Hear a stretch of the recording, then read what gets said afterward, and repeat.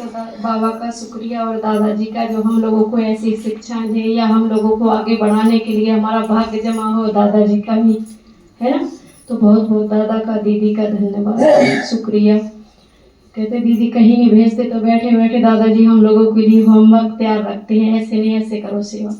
सबसे पहले हम मेडिकल में गए, ऐसे अचानक में हमारी लड़की का पैर दर्द कर रहा तो ऐसे चले गए लेके अल्ट्रासाउंड होना था उसका। तो अल्ट्रासाउंड की पर्ची कम से कम हम 70 माताओं के पीछे थे और हमारा जब नंबर आया तो उस भाई ने वो पर्ची को मेरी को पर्ची को लेके और मतलब ऐसे मरोड़ के और डस्टबिन में गिर दी।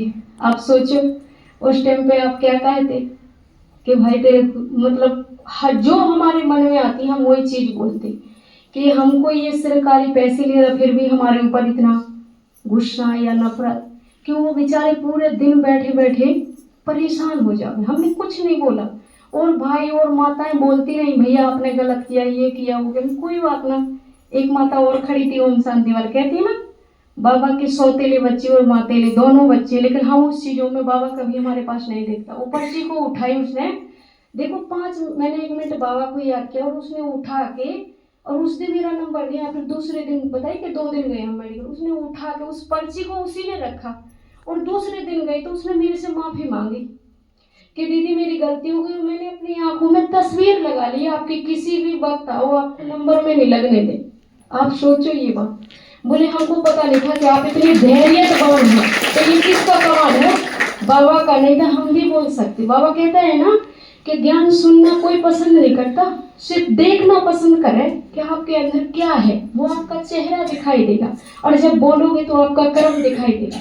उसके बाद हम दूसरे दिन गए तो सबसे पहले सबसे पीछे थे और उसकी नजर पड़ गई, उसने बुला के और छाया का खुशी का अल्ट्रासाउंड किया और हाथ जोड़े हमारे सामने कि बहन जी आप जिस वक्त भी आओ, आपको कोई भी काम हो हम आपके लिए तैयार रहेंगे और कोई भी भाई बहन हो तो उसको भी लेके आना। देखो बाबा का कमाल। उसके बाद हम लोग गए तो एक दीदी मिली हम लोगों को ओम शांति की, तो ओम शांति की या दीदी से अपने दिख जाए तो कितनी खुशी होती। उसके बाद उन दीदी ने बताया कि अपने बाबा का घर है कहाँ, पीजीआई में। किसी ने देखा आज तक? लेकिन उनने बताया तो हम बाबा के रूम में गए, दीदी से मिले। तो देखो अगर अपन को कोई परिस्थिति अनुसार आ जाए तो वहां जाए, बाबा के बच्चे हमारी सेवा करें तो हमें 1 मिनट भी बाबा भूले ना। तो उस दिन भी बहुत अच्छे से हमने वो जैसे उसने पर्ची रखी और हमने एक मत की खाली क्यों जाइए काम नहीं बना तो और भी काम कर ले। फिर बाबा के गीत सुनाए वहाँ जैसे भी बने, दोनों ने वहाँ बेटी ने गीत सुनाए कम से कम 10-12 गीत और वहाँ प्रदर्शनी के लिए एक माता ने नंबर दिया और दूसरे दिन भी गीत सुनाए और दीदी से मिलके अपना अनुभव भी सुनाया। वहाँ ये भी बोल के आए थे कि मतलब यहाँ वो भी करना, मतलब जो नशे वाले हैं उनको ज्ञान सुनाना। फिर हम लोग और दूसरी जगह गए, कलोई गए, वहाँ गए कलोई गए तो कलोई में हम लोग ये पूछ के गए कि मतलब गीत कौन सी माता गाती है। आजकल गीतों को ज्यादा है ना, वो फलाने गावे, भतेरे गावे, ये गावे, वो उनके साथ जोड़ा रहे। हम ये गांव में पूछते पूछते गए, उसके घर पे गए और वो सोई थी। उनका पापा इसको अच्छी तरह से जगाइए तो उसने बहुत अच्छे से, उसके साथ 3 माताएं और थी, बहुत अच्छे से सुना। बोली हमारे यहाँ ओम शांति का है। तो हम लोगों ने बताया कि आपका समय और संकल्प बहुत कीमती है, आप धन लेके नहीं जाओगे। बहुत अच्छे से उनने फिर बोला कि हम कल से ही जाएंगे।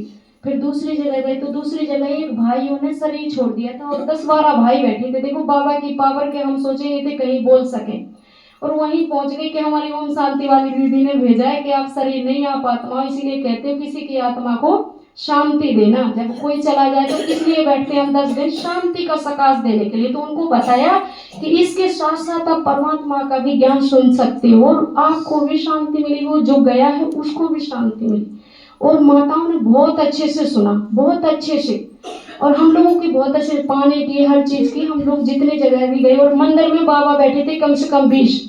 बाबा से पूछा कि आप भगवान को कितना याद करते कि जब मर्जी जब कर ले, मगर नहीं, आपने भगवान को जीवन दिया तो आपके मुंह से ये चीज निकलना चाहिए कि 24 घंटा हम भगवान को याद करते हैं, नहीं तो आपका भगवान को समय देने का कोई फायदा नहीं। फिर उन्होंने बताया, हम लोगों ने बताया तरीका कि आप एक दिन संडे को चलना और तरीका सीखे, उसके अनुसार से चले। हम मूढ़मती हैं अभी के जो मन में आए वो ही कर दिया, ऐसे हमारा जीवन नहीं बनेगा।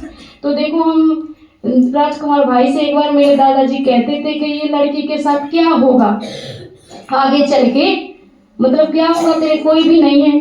लेकिन हमने दादाजी से कहा, राजकुमार भाई जी से कहा था कि दादी जानकी जब सब कुछ छोड़ के और ना कुछ होने के बाद सबके दिल पे चढ़ सकती तो हम क्यों नहीं? हम तो उनके पूर्वज, वे हमारे पूर्वज हैं ना। ओम शांति।